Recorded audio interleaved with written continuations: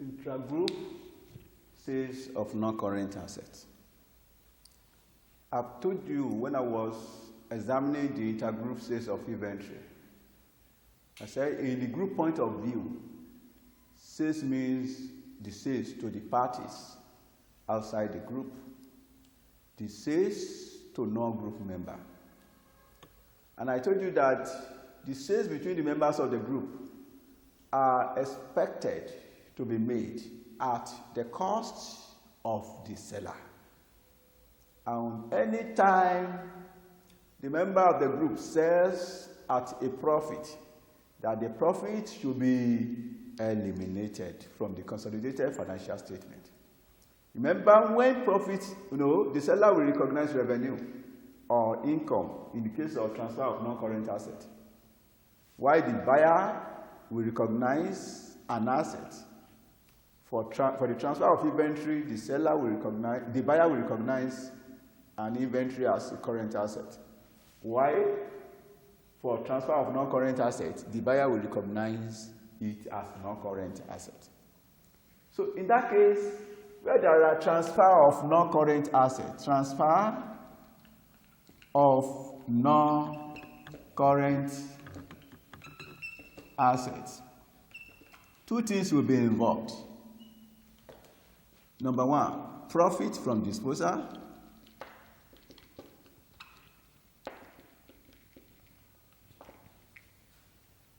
The seller will make a profit, the profit of the disposal, and the extra or excess depreciation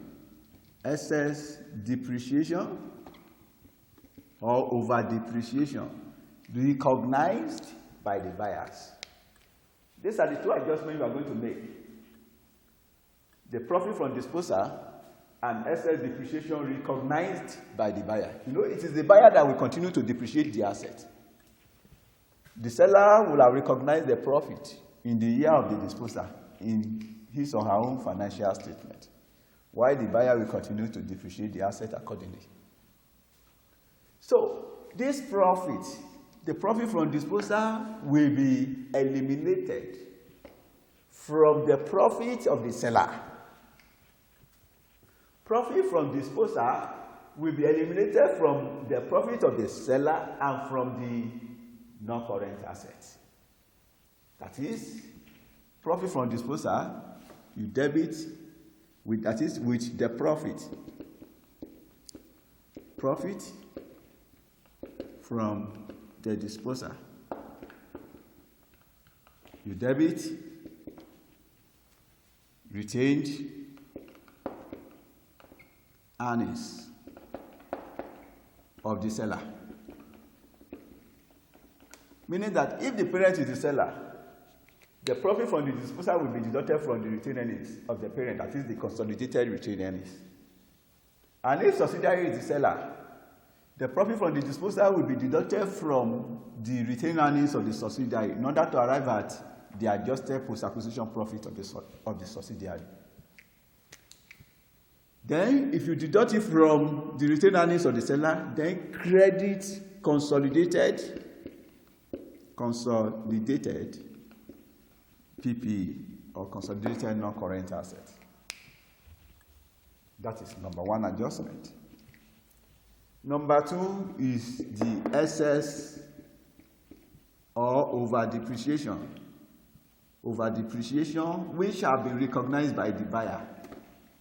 From this depreciation I'm talking about here should be the depreciation from the date of the transfer, not the date of acquisition, from the date of the transfer, that is the date the sales were made, to the date of consolidation. You are going to recognize the depreciation from the date of transfer, calculated as follows. Profit from disposal of non-current assets from the disposal of the non-current asset over estimated remaining life of the asset.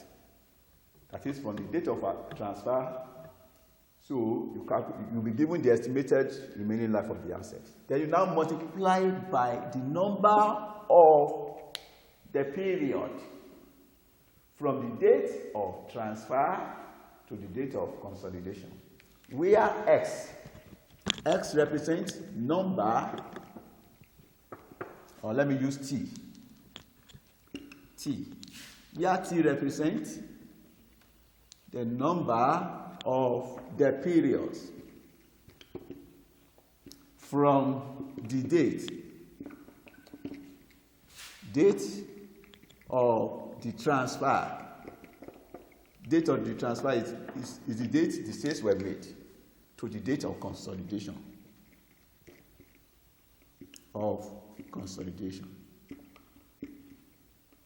You identify the number of periods from the date the transfer were made, that is, the date the sales were made, to the date of consolidation, that is T. And N is the remaining number of the remaining life of the remaining life of the asset from the date of the transfer.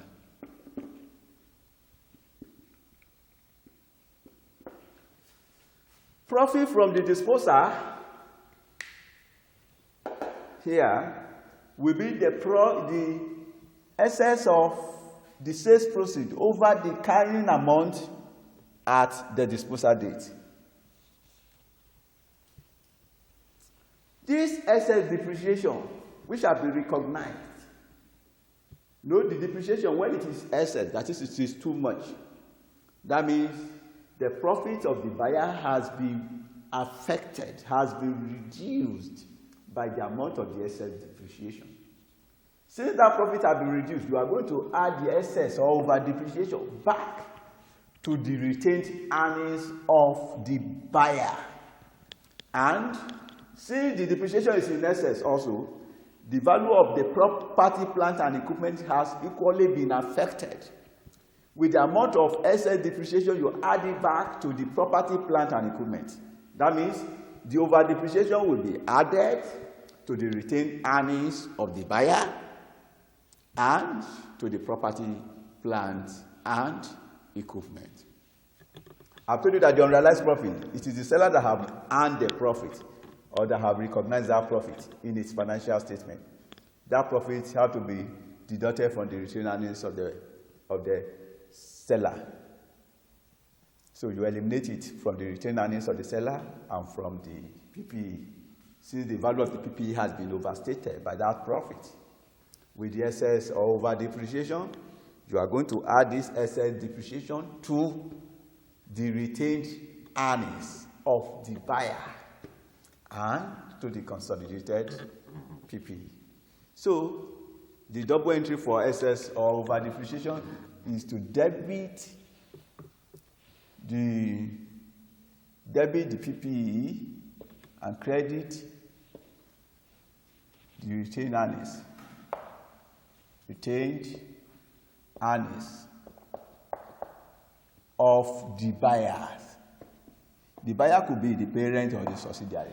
Whosoever that buys it, you are going to add that profit back to the retained earnings of that buyer. The depreciation, the over depreciation, you add it to the retained earnings of the buyers. Then I told you that to calculate the profit from disposal. Profit from disposal will be equal to sales proceeds. The amount, by sales proceeds will mean the amount at which the assets were sold, less carrying amount of the asset at the disposal date. So when you less that, you get the profit from the disposal. Profit from the disposal. And I've told you that the profit from the disposal I've told you it should be deducted from the profits or retained earnings of the seller and from the property, plant, and equipment. So that is for that. So we want to take our question as work example.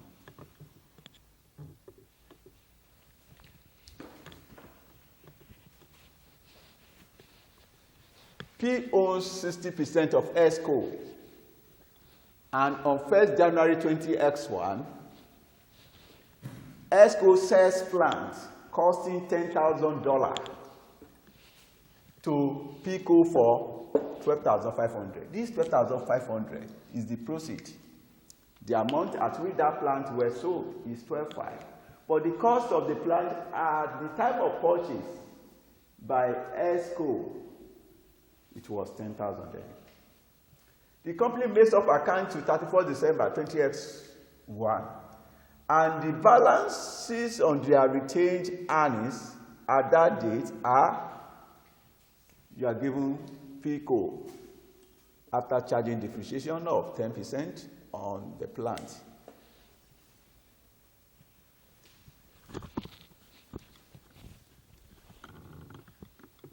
$27,000. ESCO profit on sales of the plant, $18,000.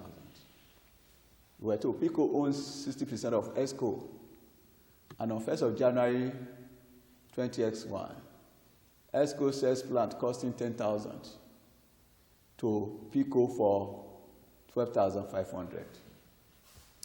So, since we are not given the depreciation that had been charged previously, that means the profit from the disposal of the plant, profit from the disposal, profit from the disposal of the plant, profit from the disposal of the plant. I've told you that profit is sales proceed. Proceed. How much was this plant sold? It was sold for $12,500. You have the $12,500. Now less carrying amount at the disposal date, and that was $10,000. So when you less that, you have profit from disposal, and that is $2,500. Profit from disposal is $2,500. Now, I've told you that this profit should be deducted from the retained earnings of the seller. Who sells? The person that sells here is ESCO. ESCO sells. That means we are going to deduct it from the profit of ESCO. Then you also calculate the over depreciation. The company makes up account to 31st December 20X1, and the balances on their retained earnings are this. So the depreciation rate has been given to be 10%. You also calculate the amount of over depreciation.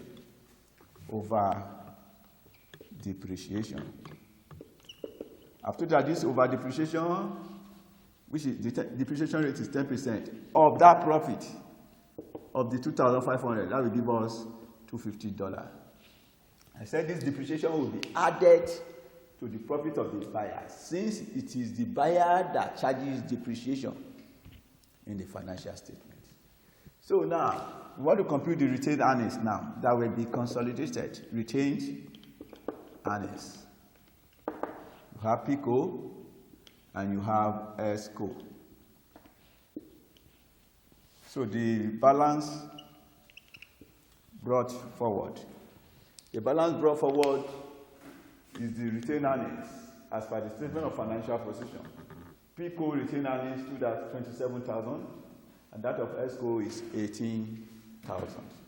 So we have $27,000 and $18,000. Then you now have profit from disposal. Profit from disposal. And that profit amounted to 2,500. I've told you that the profit should be deducted from the retained earnings of the seller. And the seller is ESCO. ESCO sells. So that means the profit of 2,500 should be deducted from ESCO retained earnings. We have 2,500. Then we also have over depreciation or excess depreciation, which is 250 as calculated above. Since ESCO is the seller, that means PICO is the buyer. So that will be added to the retained earnings of PICO. Then, after this adjustment, you arrive at the adjusted post-acquisition retained earnings of ESCO, which is 18,000 minus 2,500. And that will give us 15,500. This 15,500 will now be shared between the parent and the non-controlling interest based on the percentage of their holding. You have PICO share of post-acquisition retained earnings of ESCO. Remember, you have been told that P owns 60% of ESCO, meaning that what P acquired in X is 60%. So that means P will receive 60% of 15,500. 60% of that will give us 9,300. So when you cast plus 250 plus 27,000, the consolidated retained earnings will be 36,550.